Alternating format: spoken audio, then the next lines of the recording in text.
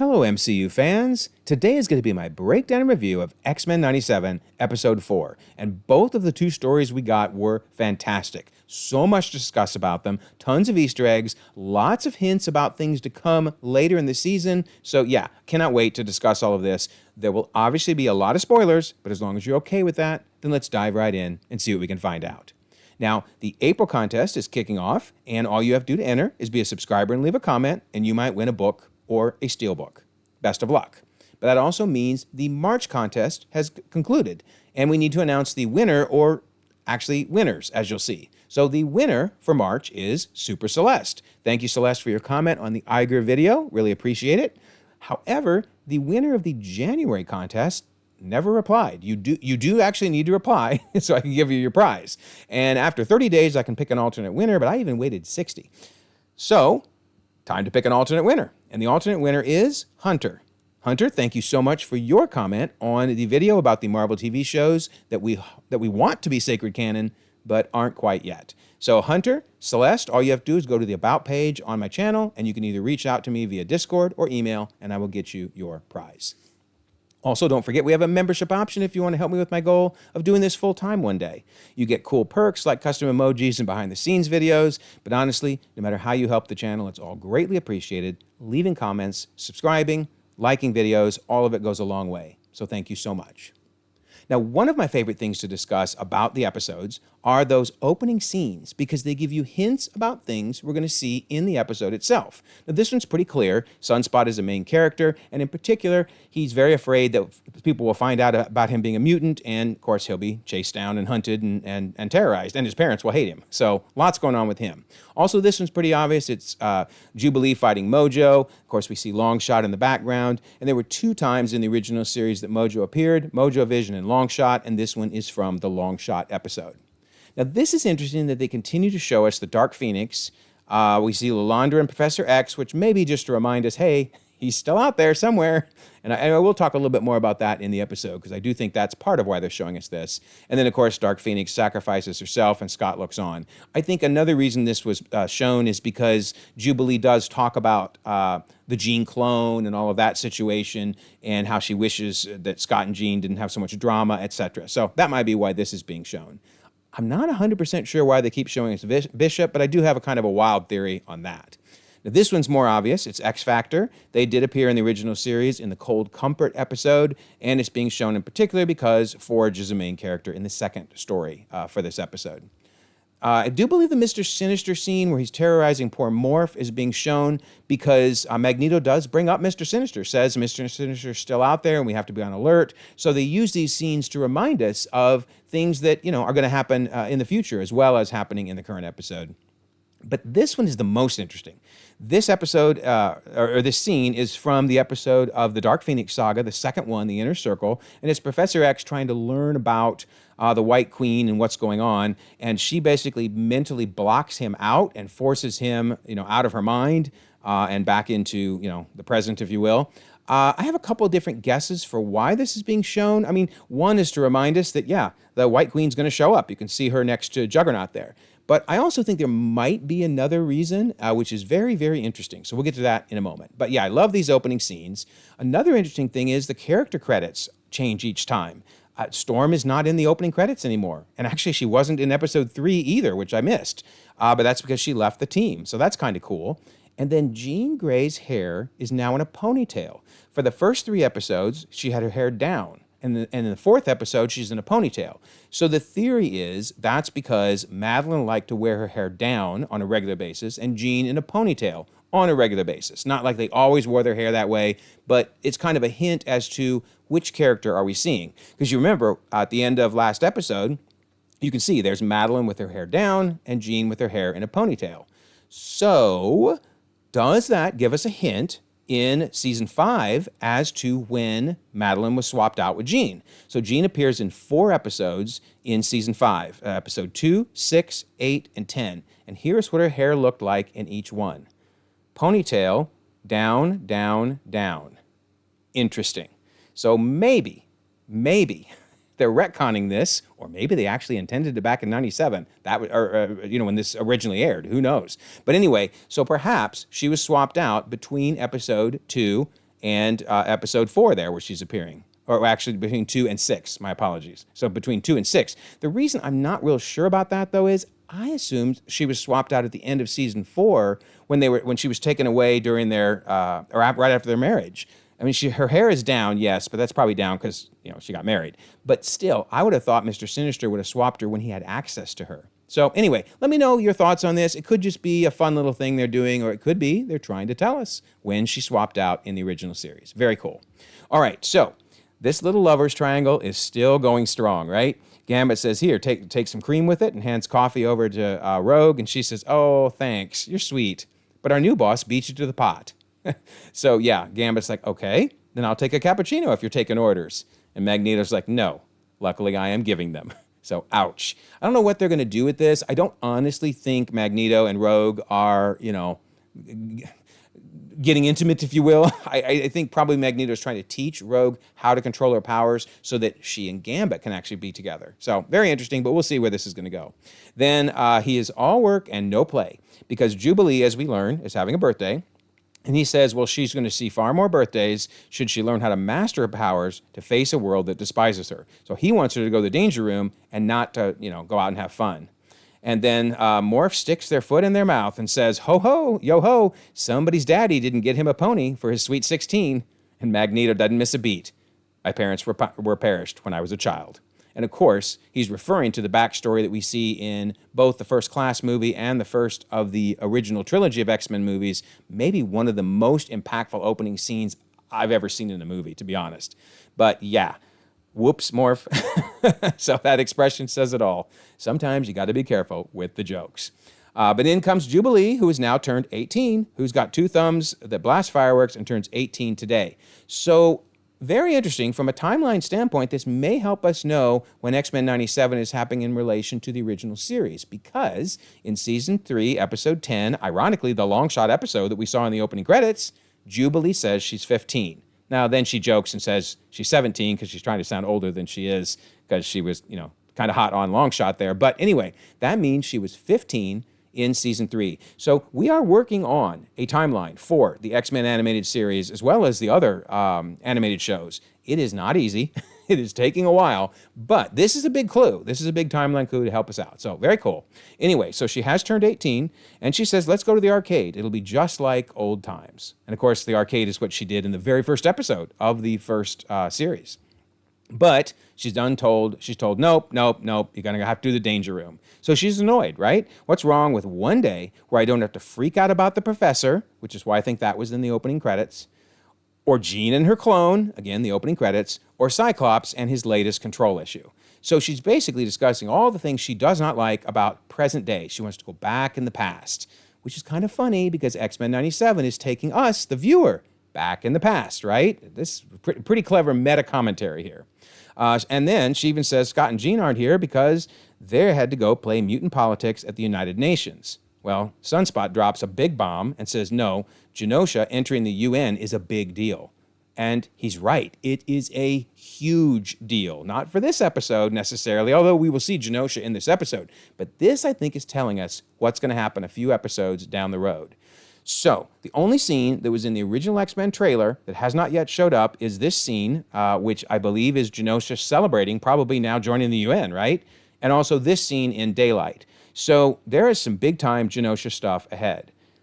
But is there a bad future for Genosha? Is it possible that Jean's vision, when she read Trask's mind in the first episode of this series and saw the graves, is that Genosha? Now, I hadn't thought of this at first, but after doing some research and hearing some other theories out there, I tell you what, I'm starting to think so, because E is for Extinction, is a series in the original X-Men comics where Genosha was wiped out. And if you look at the last 3 episode titles, Tolerance is Extinction, parts 1, 2, and 3. Oh my. So yeah, maybe these graves are Genosha, and Trask and the Sentinels have something to do with it, because in the E for Extinction comics, the Sentinels were used by a relative of Trask, as it turns out, to destroy Genosha. And guess who did it? That would be Cassandra Nova. Now, Cassandra Nova has a very, very weird origin story, which I'm not going to go fully into because I just don't think they're going to adapt it exactly. Like, if you want to read up on how she got her body, you can, but it's really gross. But her mind is the key. So Cassandra Nova was supposedly a twin in the womb with Professor X. Professor X knew how evil she was, killed her, or so he thought in the womb, but she kind of embedded herself in his mind. Okay. Is that maybe what they're trying to hint at here? Are they trying to just get us thinking about Professor X and his mental capabilities and how many times he was messed with mentally? Because if you go back and watch this episode, he had some major mental attacks during the episode. And then if you consider he got shot by Gyrich, and that really messed up his mind. Is it possible when he was taken away with Lilandra that is what is going to free Cassandra Nova from his mind? In fact, maybe she's already freed. Maybe she was left behind. Maybe she escaped his mind, when he got hit here. And now she's on Earth while Professor X is off in space, and she's the one that's going to attack Genosha. Wild. So yeah, this might be just another hint as to Professor X and maybe ultimately Cassandra Nova. Plus, are we being prepped to understand who Cassandra Nova is for Deadpool 3? Because if you're like me, you didn't know a lot about Cassandra Nova. In fact, I'd never even heard of her because I haven't read some of the more recent comics. But this is a great way for X-Men 97 to bring us up to speed on her so that when she shows up in Deadpool 3, we're like, oh gosh, we know her. She is bad, bad trouble. Very, very interesting. All right, so then back to the episode again. Jubilee sees a brand new game sitting there. There's a game console that she doesn't recognize. And it is kind of funny. Look over on the right. That's got to be Longshot, right? So I'm wondering, did she always have that? I bet she probably did, because honestly, she had a crush on Longshot. So I could see her having a Longshot doll. But the console is not hers. It's Motendo, combination of Mojo and Nintendo, most likely. And but it is a little more dangerous than one might expect because it goes all Matrix on them, plugs them into the Matrix, if you will. In fact, there's a lot of references to the Matrix throughout this episode. But yeah, that is nasty looking. Looks like a techno virus, almost like what was maybe trying to take over poor little Nathan, baby Nathan. I'm sure it's not the same thing, but it still looks like it a little bit. But anyway, they plug in Jubilee and Sunspot, and now they appear, well, if you will, in the Matrix. I mean, look at the walls are glitching as they end up in the video game. And they start getting attacked by several of the recent villains that they've been attacked by, obviously the Sentinels and the Friends of Humanity. And this is kind of funny. I love how the Friends of Humanity, once Sunspot and Jubilee run around a corner, they kind of go into this same mode, like they're stuck in this the regular pattern waiting for something to show up. This is kind of the default mode for them. In fact, you'll see it again. It's just really funny. They're like zombies, which is hilarious. But so then a phone rings, very Matrix, right? And then here they are, look in the background, just marching, waiting to be reactivated. Too funny. But anyway, the phone booth trap, well, that would be creative, says Sunspot, but they do answer the phone, and now they're transported into Genosha. So we do indeed get another Genosha reference. Wild. Right? And Jubilee says, hold up, this is Genosha, but like way back when Genosha. She says, I was trapped here with Storm. And of course, she was. That's referencing Slave Island. Notice Storm has that neck brace on. That's what knocked out their powers temporarily. And then she also says there were a bunch of other mutants, and they were all enslaved to build by Bolivar Trask. So see, they're trying to remind us about Trask and how he's already used Genosha for the efforts. I'm going to bet there is another master mold hidden in Genosha. Because remember, the one they didn't know about in episode 1 when they found Trask. So I'm going to bet there is one hidden here as well. And someone is going to activate it, probably Cassandra Nova. Craziness. So then a mysterious benefactor appears. Kind of looks menacing, right? But they can't reach her. They can't reach her because the Mojo manages to put up this wall and protect them from getting to her.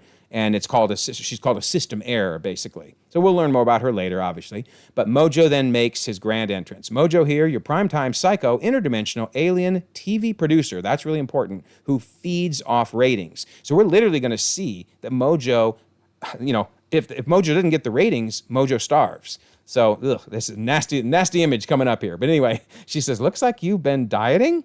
And he says, ratings are down, down, down. That's why I made the pivot to video games, which in the 90s, late 90s, that was a smart move, right? They're still popular today, and they certainly were big time popular back then. But then we see just how nasty looking Mojo is. See, Mojo doesn't have any ratings to feed off of. Did not need to see that though. But anyway, then I'm wondering, is Mojo talking about Jubilee and Sunspot or about us as viewers? Because Mojo says the future of my nummery is video games, and I will dominate the galaxies and the 18 to 45 age demographic. Well, I can tell you my son is younger than 18, and he loves video games too. So I think Mojo is selling things short there, but yeah, too funny that Mojo is basically doing a commentary on us hooked on video games. Gotta love it. Anyway, then Mojo raises the stakes by saying, I don't want to say something scary like if you die in the game, you die in real life, but stakes. I love that.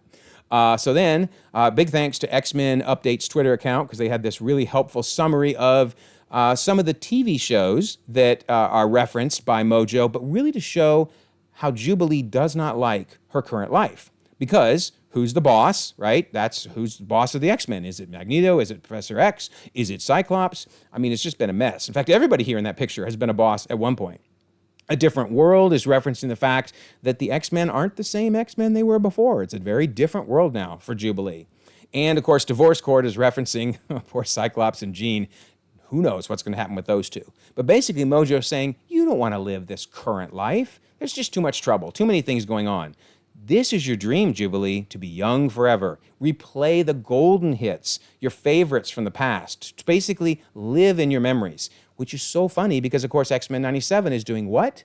It's playing on our memories when we were a kid, watching this on Saturday morning. So, man, such a meta commentary here. Love it. But anyway, so the game starts. And yes, it does bring back so many memories. Look at that. Press start to continue 1997 Motendo games. Love it. Player select. And notice in the middle, we get another Ileana Rasputin image. So I'm wondering if we're going to get her showing up before long. Because, of course, Morph turned into her in the last episode. All right, so then we get a 16-bit version of Days of Future Past. So these shots just chef's kiss. So, of course, it's referencing the Days of Future Past episodes from the original series, a 4-part episode, but also a perfect homage to the comics. Notice every single image is exact same characters, just rendered in good old 8-bit. Beautiful, beautiful, beautiful. Then the Sentinels. Oh my gosh, that's so cool. I love this. Halt mutants. So the words are gigantic text. Gulp says Sunspot. So cool. The explosion of the wall. Oh my goodness, I was just in heaven during this. And her jump kick and the fight against them. And notice the players on the left and the right, Jubilee and Roberto. And then she wins the victory. And she got way more points than him. You didn't help much there, Sunspot. But man, so cool. And because the ratings have gone up, Mojo got his mojo back because he's got that belly back. So he's loving it. Mojo's loving it. Then we move on to the second 16-bit episode or game, which is the Savage Land. This is referencing Savage Land, Savage Heart from the original series with Sauron. And of course, there he is, taking him on. Very, very, very cool. And I love the health of the players going down, but then she gets an assist. How'd you get your health back? And Roberto's like, it wasn't me. That was the benefactor again, who, of course, we're going to see later. And Mojo's really ticked, though. Would you patch that bug, Spiral, referring to this mysterious benefactor? And Spiral, boy, words of wisdom here. This is what you get when you kill tech support. Never, never get rid of tech support. You're always going to need them. The most valuable people on the planet, tech support. Respect them. But anyway, Spiral, remember, Morph turned into Spiral in the last episode as well. So they're really making hints with Morph on what's going to be coming up in future episodes. Gotta love it. And then the final stage of the game is Asteroid M, which of course is referring to Sanctuary, a 2-part episode in the original series. And Jubilee's loving this, right? Jubilee wants to hold on to the past and live there. And once again, are they telling us as viewers or are they telling Jubilee this message? Because, in a way, we want to hold on to the past. We want the X-Men we remember when we were kids. This is our favorite X-Men. And it's almost like Marvel's saying, hey, you're going to get a new X-Men in live action. They're going to be different. You need to let go of the past. We're going to get you there with 3 seasons of X-Men 97, but you need to let go of the past. Wild stuff. Anyway, she says the levels are taking me back. And then Sunspot's like, none of this is real. Sooner or later, you gotta grow up. Otherwise, reality will smack you right in the face. And then he screams from being smacked right in the face. That can't be good. That's gotta hurt. And of course, it's Magneto. Boss battle time. I am Magneto. And I love this, how Jubilee figures out a pattern of attack typical boss pattern shenanigans. He's going through a circular pattern, and all she needs to do is just wait for it to cycle, and then she's able to attack and finally defeat him. Unfortunately, Roberto is losing his life. That's just so cool. So cool from the days of gaming, because an extra life just appears. Once again, the benefactor to the rescue.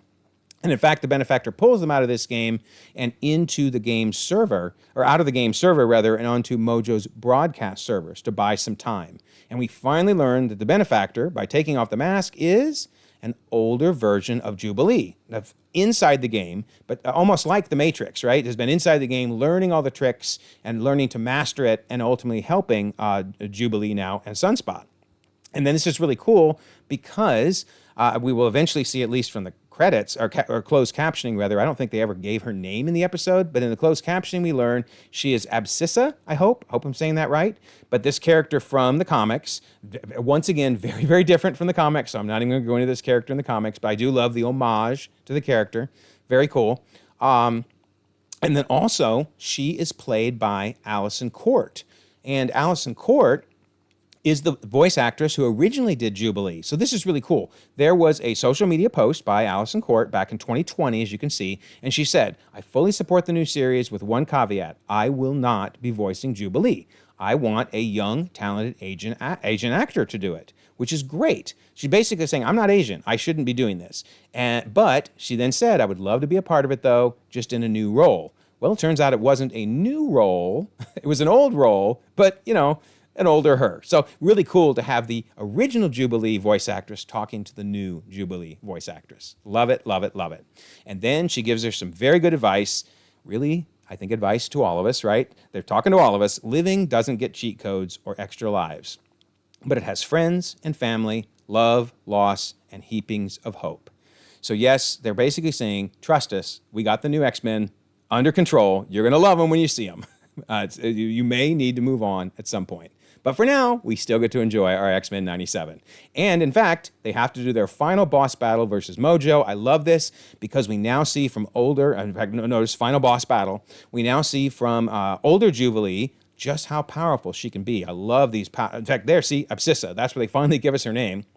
But we see just how powerful she can be. And in fact, she teaches Jubilee how to be that way. And ultimately, they blast Mojo and win and get out of the game. And then once they're back into the real world again, Jubilee makes the move. You gotta love it. You gotta love it. And yes, those two's relationship has now really, really taken off. So the episode ends, this first story ends, and we move to the second story. Now, I don't know about you, but the pace slowed down so much, it was jarring. It was like, driving in a Camaro at 120 miles an hour and hitting the brakes. So I'll admit it took a second viewing of this episode to really, really appreciate, all of it. But let me know your thoughts. Did it work for them to jump between these two? Both stories were fantastic. That's not the issue, but it was just so jarring. But anyway, Life, Death, fantastic stuff. Part 1, notice, and this is from the comics. It is part 1, because notice it was broken into two parts in the comics, with a gap between them, 186 and 198 issue numbers, so it was almost a year before the story ended. We won't have to wait a year, but we are going to have to wait at least 2 episodes. We'll see at the end here. But anyway, I love how they explain how Forge's abilities work. So his mutant ability is that he can get at parts of his brain that are normally dormant in humans. He can draw unique conclusions, see how bits fit. It's like a Rubik's Cube on constant autopilot. And of course, Storm says, so basically you're a genius. But he's a genius because of his mutant abilities. So that's very cool. Love that explanation. Then he takes Storm out so that she can feel the wind again. Now, depending on whether you're a glass half full or half empty person, you probably had one of two things that immediately came to mind. If you're a glass half full, you probably thought of Titanic. If you're a glass half empty, you thought of City of Angels. I am half empty because I thought of City of Angels. I was like, oh, no, don't do that. You're going to die. You're going to die. Thank goodness Storm, her experience was more like Titanic than City of Angels, but I just thought that was really interesting. So let me know in the comics, which of these two, if either of the two, did you think of when you saw Storm? And it'll tell you a lot about your outlook on life, because mine is something bad's going to happen. I know it. Anyway, so she continues to get to feel the wind as she rides on the horse. Really cool scene. And then we see a harbinger of things to come, and that is the owl. She sees an owl, and says, I've seen him before circling. Yeah, you have. And that owl is bad news. Bad news. But not yet. So inside Forge's house, we see some pictures that show his time with X Factor. And remember, we saw that he was with the X Factor team, both in the animated series, but also in the comics. And there they are with the X Factor team. So very cool. And then he does his first attempt to try to restore Storm's powers. So if you've read the life-death story in the comics, you know that it didn't work immediately. And in fact, we see that here. So sad, where she's just crying out, please, winds, hear me. And they don't respond. So sad. Very well done. Very emotional scene. Just all of this has been very, very good. So then she seeks some answers. Why is fixing me so important to you? She asks Forge. And then Forge drops a bomb. Now, I had read the life-death stories, but I had forgotten this. And so it hit me pretty hard as well, as I'm sure any of you who didn't ever read the comics. As he explains, the Defense Department offered to help me as long as I helped them build some devices. Devices that could be used to neutralize dangerous mutants. So yeah, Storm realizes, oh my word, you helped ultimately create the device that took away my powers. So that's why it's so important to him to help her. And of course, her response is, as you would expect, she's no. She just can't believe it. You made these, she says, referring to the devices there. And then this is interesting. He says, no, a scientist in Scotland did. Now, he did help with the technology that eventually became those devices, but he's trying to get out of it by going, I didn't necessarily make the devices, but who is this scientist in Scotland? Well, I mean, my initial thought was Maura McTaggart, right? I mean, who else is in Scotland? Well, if we go back and look at these pictures, there's a really big hint. Down in the lower right-hand corner, we see Forge, when he was in the military, with a scientist. All right, so let's zoom in, and that scientist is Dr. Gottfried Adler, who did actually appear in the original series. That's him there, and he was in the episode The Cure, where they were calling it a cure, but yeah, it was technology to take away mutants' powers. And of course, we learn that it isn't really Dr. Adler, it's actually Mystique pretending to be Dr. Adler, but clearly from the fact that this guy was being mimicked by Mystique, Dr. Adler did exist at one point, but Mystique ultimately took him over to get the technology. So that's become a really important episode to watch, right? But also, very interesting, if you look at the other gentleman whose face is conveniently covered up, I'm pretty sure that is Bastion. So Bastion, similar to Cassandra Nova and so many other characters in the comics, has an unbelievably complex backstory. I'm not going to go into it because I don't think they're going to adapt most of it. But what they are going to adapt, I think, is he is half human, half Sentinel. He's kind of a hybrid between the two. So I think he's going to be part of what destroys Genosha. Yikes. So once again, Forge created the device that took away Storm's powers, and then also maybe will result in the destruction of Genosha. Wow. So anyway, Storm is not happy about this situation. You of all people should know the perils of trusting those in Washington. And it's interesting, you could take this as a commentary on today's Washington, certainly, and politicians. But keep in mind, Forge was in the Vietnam War, at least in the comics. He doesn't say what war here. But if he was in the Vietnam War, he should know better, because it was a real mistake for that. That war was a problem. I think everybody would agree. So that might be why she's saying you shouldn't trust people in Washington. But so this device, this is interesting. We actually saw this in the first segment of this episode. It was the device being used on, Sunfire over there on the right, and I guess Domino. It sure seems like Domino. So, yeah, this is all tying together. It kind of looked like the Jubilee segment had nothing to do with the Storm segment. No, they're actually tied together via this device. Very clever work by the writers. And then also, I'm just going to throw out a crazy thought. Remember, we saw Bishop in the opening credits, and I can't figure any other reason why he was in the opening credits other than maybe Forge ultimately helps build his device, which would make sense. I mean, Forge is a genius. If anybody could do it, it could be Forge. So the question is, will he build one in the present day, or is it just saying he did it in the future? I don't know. Let me know your theories on that. But I'll give him credit for this. Good recovery with this unbelievable romantic line. He says, I could live forever and still, in my endless imagination, would never conceive of a thing as perfect as you. Oh, man. I don't think I could pull that one off because I just wouldn't sound as believable as him. I know I'd mess it up. I couldn't do it. But wow, was that romantic. Very, very romantic. And of course, he follows it up with, and I love you. But probably not the best time, Forge. And it's not, because she slaps him, and she should.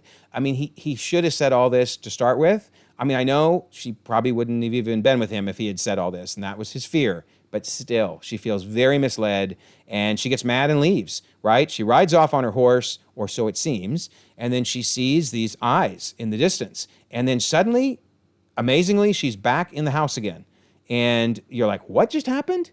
So I kind of have a theory on this. In the comics, Forge had, I don't really want to use the word illusions, but there was a lot, his house was a lot more powerful than you might imagine. There was a lot going on with his house. So it's possible that she didn't actually even leave, and this was all in her mind, but we'll see. There's a lot going on here that they need to explain. But anyway, she doesn't know how she got back, and then that nasty looking owl shows up. And then a Forge clearly seems to know the owl, because it addresses it directly, "Get out of my home, you damn demon." And it chomps down on him. Ugh, that's nasty. And then suddenly, again, is this in Storm's mind, or is this an illusion? Who knows, right? But anyway, it says, "I feast on misery, and I, the adversary," that's important, the adversary, "shall not waste my meal." So it's feasting on Storm's misery. So in the comics, there is an adversary character, which again is incredibly complex backstory. I do not think they're going to go into all of that, but the real key is Forge had a lot to do with the adversary. So I think we're going to see that Forge definitely knows more than he's explained with this creature, and I can't wait for the second part of Life Death. It's going to be really good. And then also it's very interesting that Storm / the adversary was voiced by the Storm actress. Is that meaning this is in her mind? Was that intentional? Have we not really learned who the real adversary is yet? So I think there's a lot going on with illusions, whether it's Storm's tech, Forge's tech doing it, or whether it's this creature. We'll have to wait and see.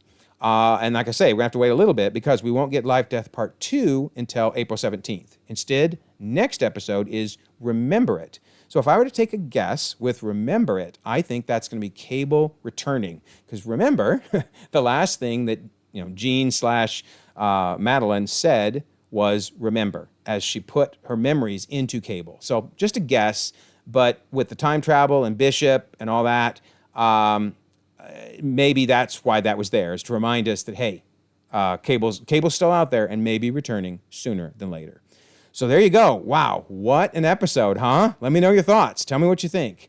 Also, don't forget, we have the April contest. Be a subscriber, leave a comment, win a book or a steelbook, and we have the membership option in case you're interested in that. Then I'll always love to mention the Discord.